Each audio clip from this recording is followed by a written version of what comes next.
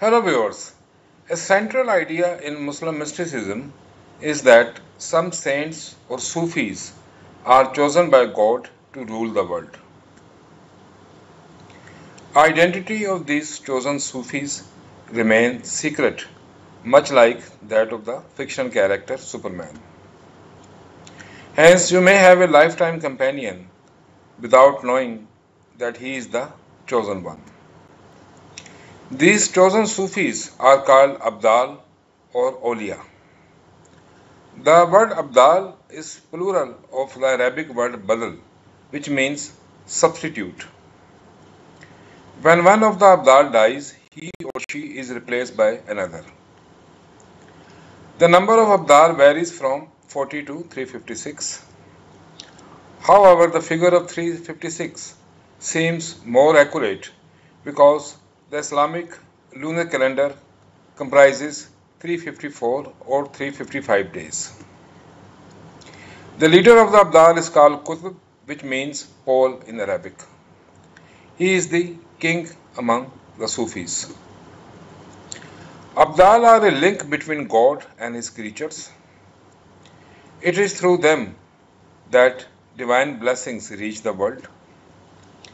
It is through them that prayers reach God.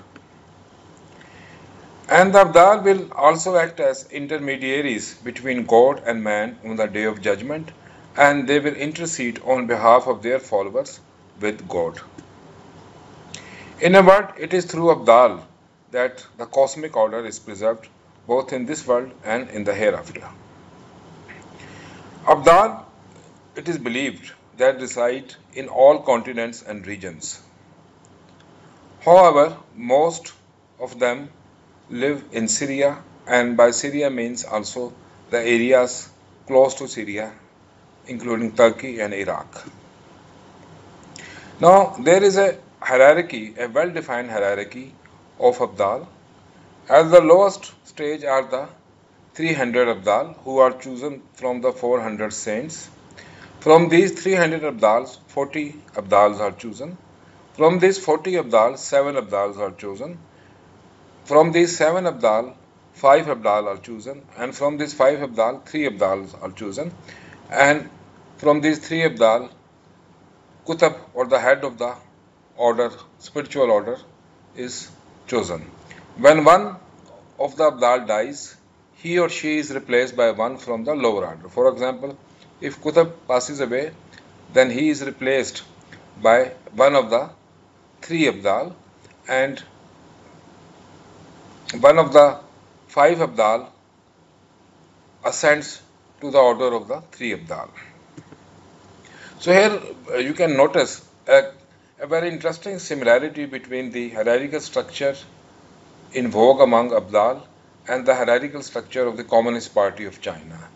In Communist Party of China, or CPC, the lowest party organization is the National Party Congress, comprising 2,000 members, which elects a central committee of 200 members.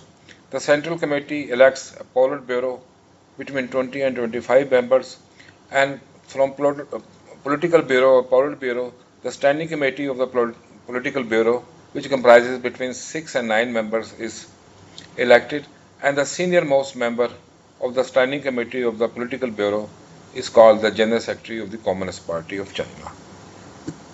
So here I have juxtaposed the two hierarchical structures for you to notice the close similarity.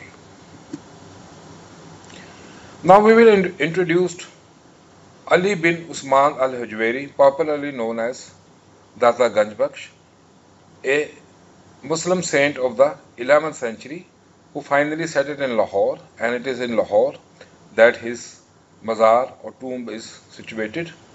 He is best known for his work Kashful Majub, which has been translated as Revelation of Mystery, and it is widely considered as the most influential work on Muslim mysticism ever written.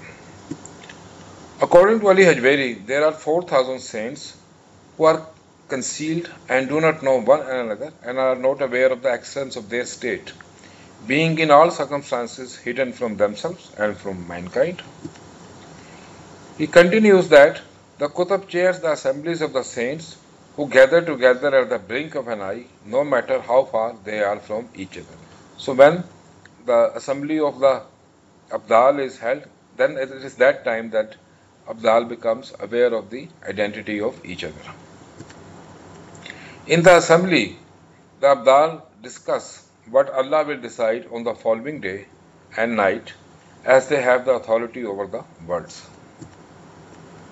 In some tradition, there is the notion of multiple Qutb or Aqtab, each looking after a particular sphere. The head of the Aqtab is called Grand Qutb or Quwat. Aqtab control all knowledge and all events, and every matter of the universe is in their hands. Abdal possess some unique characteristics. They talk little, sleep little, mix little with the people, and also eat little. They have been endowed with esoteric powers like astral travel, clairvoyance, and they can be at more than one place at the same time. Such characteristics were also associated with Iranian sage Mani, who founded the religion of Manichaeism in 3rd century. A very distinctive character of Abdal is gnosis or inner knowledge, which in Arabic is called irfan or marifa, and it is due to their inner knowledge that they discern the ultimate reality or the truth. The Qutb among the Abdal is also considered infallible or immaculate, just like the prophets in Islam. Now, what are the roots of the notion of Abdal? The notion of Abdal isn't mentioned in the Quran, which is the holy book of the Muslims. However, the exponents of the Abdal notion cite a saying of the Prophet called Hadith. The Prophet reportedly said, and I quote, "A group within my community manifestly continues to be in the truth. Neither those who oppose them nor those who abandon them can do them harm from now on until the day of resurrection." End quote. However, as we have noticed, this hadith or saying of the Prophet in no way provides a ground for believing in the existence of awliya or Abdal, who constitute a link between God and the world. So where did the notion of the Abdal come from? The notion has both Islamic roots and non-Islamic roots, and non-Islamic roots are found in Neoplatonism, Christianity, Judaism, and Manichaeism. Belief in angels is a fundamental article of faith in Islam. According to Islam, angels are heavenly beings which are called Malaika in Arabic. They are creatures of only virtue. They are free of all evil or wickedness, and they carry out specific duties assigned to them by God. It may be mentioned that according to Quran, Satan or Iblis isn't an angel. Instead, he is a different creature. The 4 highest ranking angels in Islam are: number 1, the Archangel Gabriel or Jibrail, also called the Holy Spirit, who carries divine revelation to the prophets. Then there is Mikael or Michael, who controls all events in the world. He is responsible for the sustenance of creatures and manages supplications and petitions of the creatures addressed to the Almighty. Third angel is Israel, the angel of death. And number 4 is Israfil, the angel who will blow the trumpet on the doomsday. It seems that Abdal share many attributes of the angels mentioned in Quran and Hadith. Now we will come to non-Islamic sources, and here we will specifically mention Neoplatonism. Neoplatonism is the last school of Greek philosophy, founded by Plotinus, who was based in Rome in 3rd century.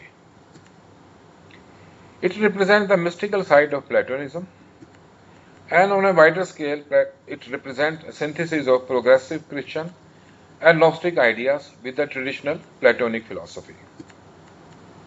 A central theme in Neoplatonism is of a special class of humans that is descended from the transcendent realm and is destined to achieve salvation.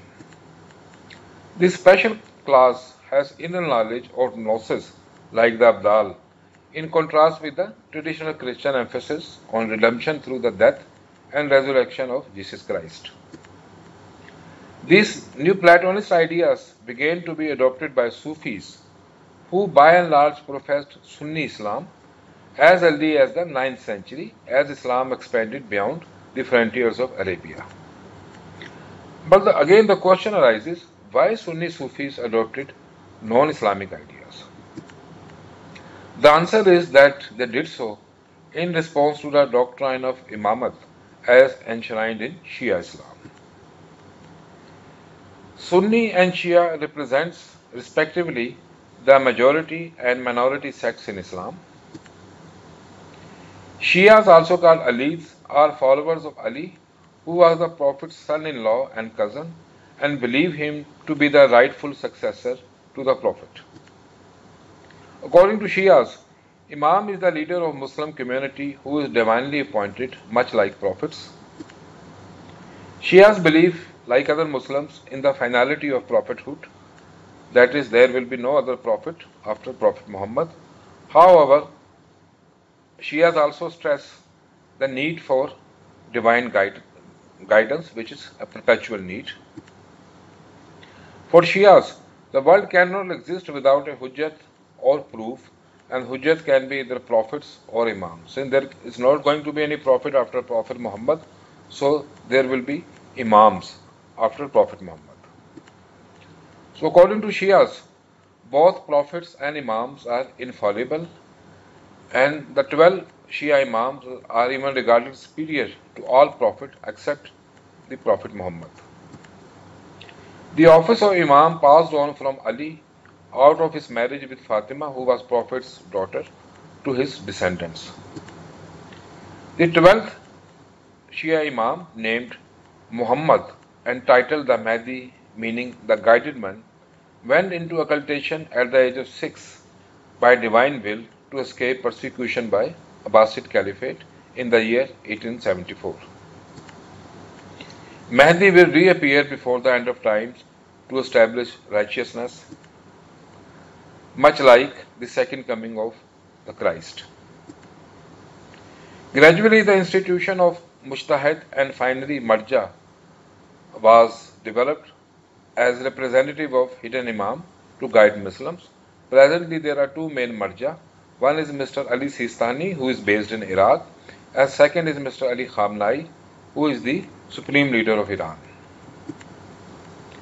Therefore, we conclude that the notion of Abdal developed by Sunnis only to spite the Shias and shows another dimension of the perpetual conflict between Sunnis and Shias. I trust you like this video. If that is the case, please subscribe to my channel Wisdom of Life. Thanks for watching.